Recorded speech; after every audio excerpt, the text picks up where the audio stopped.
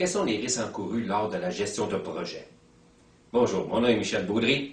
Nous avons commencé à répondre à cette question il y a déjà 2 volets. Maintenant, aujourd'hui, c'est le 3e volet, 3e capsule de formateur.ca sur ce sujet.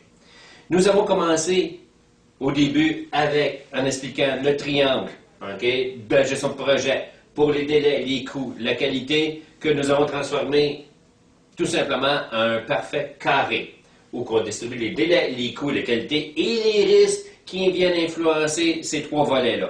Nous avons commencé à parler des différentes catégories de risques. Dans le dernier volet, on a couvert les 2 premiers, et aujourd'hui, nous allons couvrir les 2 autres qui suivent, qui sont les risques des marchés.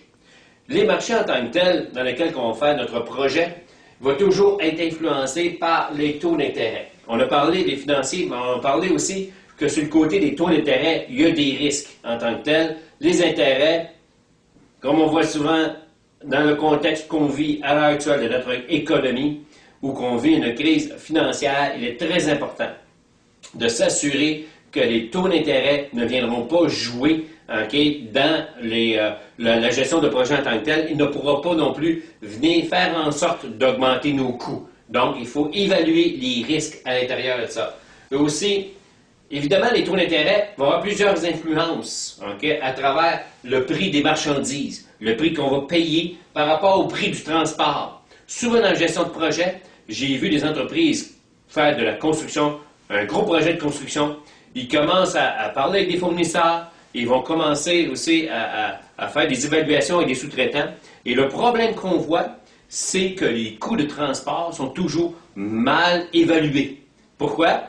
À cause des changements que nous vivons au sujet du prix du pétrole, et ainsi de suite. Donc, les coûts de transport, ils doivent être absolument évalués sur une période de plusieurs mois pour s'assurer que nos prix de transport vont bien être mis à l'intérieur de nos prix de marchandises et qui vont être bien négociés et négociés d'une façon qui va être ferme.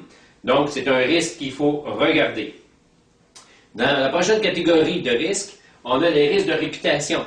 Si, par exemple, on construit notre projet sur un terrain qui est un terrain, par exemple, qui est un terrain avec des terres arables ou que c'est agricole, on a déjà vu dans le passé aux nouvelles des entreprises qui voulaient construire leur magasin ou leur entrepôt sur de terre, et ça apportait une mauvaise publicité à leur entreprise, d'une façon ou d'une autre. C'est venu endommager tout simplement la réputation à cause de la perception que la clientèle a eue d'eux. Et c'est très important de comprendre que très souvent, ce qui est véhiculé dans les journaux, ce qui est véhiculé aussi à la télévision, les gens perçoivent ces nouvelles. Et des fois, malheureusement, la perception est plus importante que la nouvelle par elle-même. Donc, il faut faire attention. Il faut faire attention que notre entreprise, quand on va entreprendre un projet quelconque, soit toujours à l'abri pour que son réputation reste toujours au maximum, pour qu'elle ait toujours une bonne image en tant que telle. Parce que ça va occasionner des pertes de revenus. Et à ce moment-là, on va arriver au 4e point ici, qui est la qualité. Donc, on ne rencontrera pas tout simplement les notions ou ce que le client désire. Dans le prochain volet, nous allons voir les autres catégories de risques que nous avons dans la gestion de projet. Ici Michel Baudry, à la prochaine.